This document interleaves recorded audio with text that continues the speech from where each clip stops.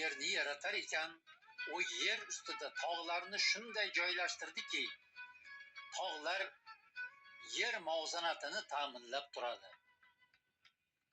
Yer yuzida millat va illatlarni ham shunday joylashtirdiki, odamlar ham yerning koinotda muallaq turishi uchun xizmat qiladilar.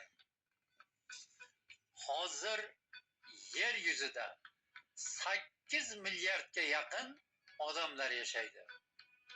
Shular orasida yashaydigan bir xalq bor. O xalqni o'zbeklar deydilar. O'zbeklar yashaydigan zaminni esa O'zbekiston deb ataydilar. Alloh subhanahu va taolo O'zbekistonni islom dinining o'chog'i qilib yaratdi. Bunday deyishga asos islom dini aynan O'zbekistondan tarqaldi.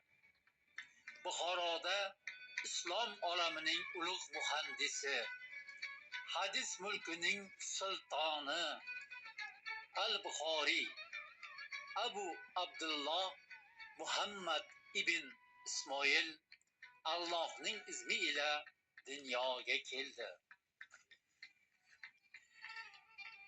Dunyoning eng buyuk 6 imomi ichida Al-Termiziy bobomiz ham shu yurtda ko'z ochdilar.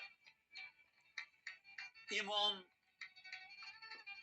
Abu Mansur Maturidiy aqida ilmining sultoni, astronom olim Mirzo Ulug'bek hazratlari ham Samarqandda tavallud topganlar.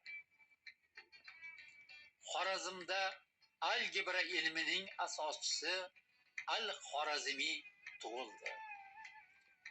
Dunyoning qaysi bir chetida Samarqandda yoki Buxoroda ilm olganman desa, u kishi oldida har qanday eshik ochilgan. Samarqandga va Buxoroga Xitoydan, Hindistondan, Maroko, Egiptdan talabalar kelib ilm olishgan. Ey buyuk zotlarning avlodi, o'zbeklar, ota bobolaringizga yarasha avlod bo'ling.